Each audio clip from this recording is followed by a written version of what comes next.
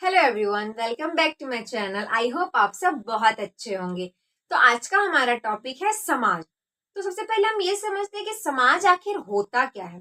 तो समाज एक ऐसी व्यवस्था या ऐसी संस्था होती है जिसमें मनुष्य जन्म लेता है और अपनी संपूर्ण गतिविधियों का निर्वहन करता है। अब आप बोलेंगे गतिविधियां, वो कैसी गतिविधियां? तो जब मनुष्य जन्म लेता है तो उसके बहुत सारे संस्कार होते हैं। वो धीरे धीरे बड़ा होता है, स्कूल जाता है, कॉलेज जाता है, फिर वो नौकरी करता है, देन उसकी शादी होती है, उसके बच्चे, फिर वो वृद्ध अवस्था में आता है और उसके पश्चात उसकी मृत्यु हो जाती है। तो ये संपूर्ण कालक्रम का जो चक्र होता है या उसकी जो संपूर्ण गतिविधि होती है या जिस समाज या जिस समूह के या जिस व्यवस्था के अंतर्गत होती है, हम उसे समाज कहते हैं। फॉर एग्जाम्पल कि जैसे हम मार्केट जाते हैं या कहीं जाते हैं तो वहाँ 10-15 लोगों का अगर एक ग्रुप बना हुआ है तो हम उस एक ग्रुप को हम समाज नहीं कहते, बिकॉज वो सिर्फ नॉर्मली बातचीत कर रहे हैं, उनके साथ या उनके बीच में कोई गतिविधि नहीं हो रही है।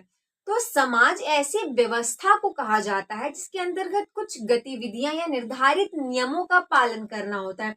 जैसे एक सामान्य संस्कृति हम साझा करते हैं। जैसे समाज, अलग अलग समाज होते हैं तो सबकी एक अलग अलग संस्कृति होती है, सभी के अलग अलग कार्य होते हैं, सभी के संस्कार अलग होते हैं।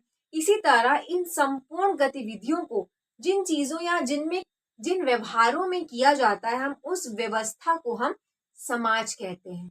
और अगर हम इसे और इजी वे में समझना चाहें तो समाज समाज एक ऐसी व्यवस्था है जिसके अंतर्गत मनुष्य अपने संपूर्ण जीवन का निर्वहन करता है, उसे हम समाज कहते हैं। तो अब हम समाज के प्रकारों को समझते हैं जिससे हमें समाज को समझने में थोड़ा इजी होगा। तो सबसे पहला प्रकार होता है शिकारी या संग्राहक। तो शिकारी, हम फॉर एग्जाम्पल ले सकते हैं आदि मानव। जो हमारे पूर्व के मानव थे, उन्हें कृषि करना नहीं आता था, ठीक है, उन्हें ये सब चीजों के बारे में नहीं पता था। तो वो शिकार करते थे, जानवरों को मारकर उनके मांस को खाते थे। फिर धीरे धीरे उन्होंने उस मांस को पकाकर खाना शुरू किया। संग्राहक, और क्या करते थे वो, जैसे पेड़ पौधे या कंदमूलों को एकत्रित करके अपने बात के लिए बचा रहे, तो वो संग्राहक होता था, ठीक है, किसी चीज का संग्रह करने वाला। तो यह पहली अवस्था थी या पहला प्रकार हम कह सकते हैं जो जिसमें शिकारी और संग्राहक आता है। यानी ये समाज के कुछ ऐसे प्रकार हैं जिसमें पहले व्यक्ति हर चीजों को संजो कर या संग्रह करके उनका रहता था कि उसका बाद में उपयोग कर सके, और शिकार करके अपना भरण पोषण करता था। एंड सेकेंड है इसमें पशुपालन, यानी कि जानवरों को पालना, उनकी देखभाल करना, जो कि आज भी होता है। जैसे आपने ग्वाले देखे होंगे जो दूध वाले होते हैं, ठीक है, वो गायों को पालते हैं, उनसे दूध प्राप्त करते हैं और उससे बेचकर अपनी जीविका का पालन, मतलब जीविका अर्जन करते हैं, ठीक है। एंड थर्ड है इसमें हमारा बागवानी और कृषि। पशुपालन अवस्था के बाद कृषि आई जिसमें व्यक्ति फसलों को पैदा करके उनको पकाकर खाने लगा। एंड थर्ड औद्योगिकरण, जो कि अभी जो चल रहा है, जिसमें व्यापार होने लगा है। तो व्यक्ति व्यापारों में संलग्न होने गए हैं जिससे वो अपना जीवन यापन कर रहे हैं, लोगों से मिलजुल रहे हैं। तो ऐसी व्यवस्थाएं जिसमें शिकारी, संग्राहक, पशुपालन, बागवानी, कृषि और औद्योगिकरण से चरण गुजरते हुए जो व्यक्ति अपनी संपूर्ण गतिविधि करता है, ऐसी संस्था या व्यवस्था को हम समाज कहते हैं। तो अब हम समाज की कुछ विशेषताओं को देखते हैं जिससे हमें समाज को समझने में सहायता मिलेगी। तो इसकी सबसे पहली विशेषता है पारस्परिक जागरूकता और संबंध। तो पारस्परिक जागरूकता और संबंध, सबसे पहले हम संबंध को समझते हैं। संबंध, जैसे कि हमने पहले देखा कि मनुष्य एक सामाजिक प्राणी है, वो समाज में जन्म लेता है तो उसके कुछ संबंध बन जाते हैं, जैसे माता पिता, भाई बहन, दादा दादी, चाचा चाची, बुआ फूफा एक्सेट्रा। उसके बहुत सारे रिलेशंस बन जाते हैं, तो वो एक संबंध होते हैं। और पारस्परिक जागरूकता, यानी जब उसके ये सारे संबंध बन जाते हैं अन्य लोगों के साथ, तो उसकी जागरूकता अर्थात उसकी एक रिस्पॉन्सिबिलिटी हो जाती है कि मुझे मेरे से बड़ों का, मेरे से छोटों का आदर करना है। क्लियर है? देन सेकेंड हमारी जो विशेषता है वह है पारस्परिक सहयोग। पारस्परिक सहयोग, अब जैसे समाज में एक व्यक्ति के बहुत सारे संबंध हो गए, उसके फ्रेंड सर्कल हो गए, उसकी फैमिली हो गई, सभी लोग। तो पारस्परिक सहयोग मतलब वो एक समाज का प्राणी है, तो उसे एक दूसरे की हेल्प करनी होती है।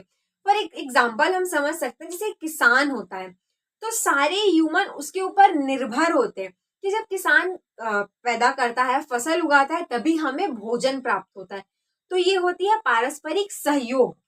और इसकी थर्ड विशेषता है समानता और भिन्नता। समानता और भिन्नता, जैसे कि समाज अलग अलग या बहुत सारे समाज होते हैं, तो समानता, कई समाजों में एक जैसी संस्कृति पाई जाती है और कई समाजों में अलग प्रकार की संस्कृति पाई जाती है। तो ये समानता और भिन्नता का भेद है, ठीक है, जो समाज के अंतर्गत पाया जाता है। हमारी चौथी जो विशेषता है वो है साझा संस्कृति। इट मीन्स हमारे हमारे बहुत सारे समाज हैं, सभी व्यक्ति अलग अलग समाज से संबंधित होते हैं, तो उन सभी की एक पर्टिकुलर संस्कृति होती है या एक ऐसे व्यवहार या परंपराएं होती हैं जिनका वह अनुकरण करता है। एंड फिफ्थ इज सामाजिक नियंत्रण।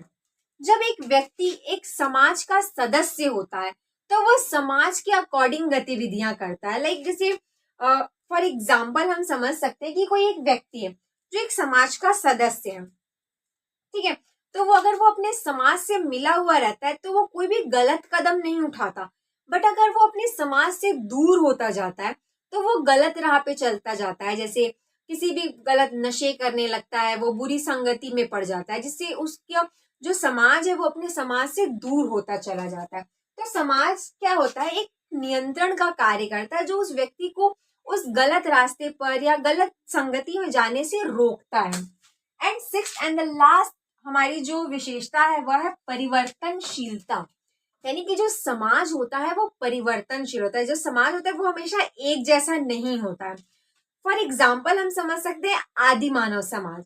तो जो आदि मानव थे वो जंगलों में रहा करते थे, कंदमूल खाते थे और जानवरों का शिकार करते थे। पर अब की परिस्थिति ऐसी है कि जो मनुष्य है वो एक समाज में रहता है, वो घरों में रहता है, उसके हर सुख सुविधा की चीजें उसे उपलब्ध है। तो जो समाज होता है वो एक परिवर्तनशील धारणा या परिवर्तनशील व्यवस्था होती है, जो समाज होता है। तो अब हम समाज की उपयोगिता को समझते हैं। उपयोगिता इट मीन्स हमें समाज की जरूरत क्यों है। तो पहला है सुरक्षा, कि समाज में या समाज में रहने वाला व्यक्ति अपने आप को सुरक्षित करता है। जैसा कि हमने इसकी विशेषताओं में देखा था कि जो व्यक्ति समाज में रहता है, वह जो समाज होता है वह उसे दूसरे या गलत संगतियों में या गलत राह पे जाने से रोकता है। तो वैसे ही समाज हमें सुरक्षा प्रदान करता है, वो हमें गलत जगहों पे या गलत राहों पे जाने से रोकता है। एंड सेकेंड, सहयोग। जाहिर सी बात है, अब जब मनुष्य एक सामाजिक प्राणी है, वो समाज में रहता है तो वो बहुत सारे लोगों से मिलता जुलता है। और ये भी है कि हर व्यक्ति अपनी सारी आवश्यकताओं की पूर्ति स्वयं से नहीं कर सकता, उसे हर किसी अपनी चीज के लिए दूसरे पर डिपेंडेंट होना ही पड़ता है। फॉर एग्जाम्पल लाइक भोजन के लिए, आवास के लिए, ईंट पत्थर जिनसे मकान बनते उसके लिए भी वो दूसरों पे निर्भर होता है, क्योंकि वो स्वयं उन चीजों को नहीं बना सकता है। तो उसी में ये सहयोग की भावनाएं पाई जाती हैं जिसे कि हम समाज में देखते हैं, ठीक है। एंड थर्ड थिंग इज व्यक्ति का विकास। तो जब व्यक्ति पैदा होता है उसे मतलब किसी भी चीज का ज्ञान नहीं होता, बोध नहीं होता, वो मतलब कुछ भी मतलब देखो, जब व्यक्ति पैदा होता है तो वो जाहिर सी बात है बोल ही नहीं पाता है, तो वो अपनी चीजों को एक्सप्रेस कैसे करेगा। तो जिस तरह के समाज में वह व्यक्ति रहता है वह उसी समाज की संस्कृति को ग्रहण करता है, वहाँ की व्यवस्थाओं को सीखता है, उनकी भाषा को सीखता है। तो एक समाज में रहकर ही एक व्यक्ति का विकास हो सकता है। एंड थर्ड, रोजगार और व्यापार। तो वह व्यक्ति ने जन्म तो ले लिया, ठीक है, अब जब 18 या 19-20 साल की एज तक उसके माता पिता उसकी सारी जरूरतों को पूरा करते हैं, लाइक उसकी एजुकेशन, कपड़े, एनीथिंग। बट जब वो बड़ा हो जाता है तो उसे रोजगार की आवश्यकता होती है, अपना जीवन यापन करने के लिए उसे पैसों की आवश्यकता होती है कि वो अपना जीवन किस तरह से आगे निर्वाह करेगा या अपना परिवार कैसे वो बनाएगा या संभालेगा। तो समाज ही जो एक ऐसी व्यवस्था है जिसके अंतर्गत व्यक्ति रहकर रोजगार प्राप्त कर सकता है। सो आई होप आपको ये टॉपिक समझ में आ गया होगा एंड आई होप आपको ये वीडियो भी अच्छी लगी होगी। और अगर आप मुझे कोई सजेशंस देना चाहते हैं सो प्लीज मुझे बताइए। And thanks for watching my video and bye bye.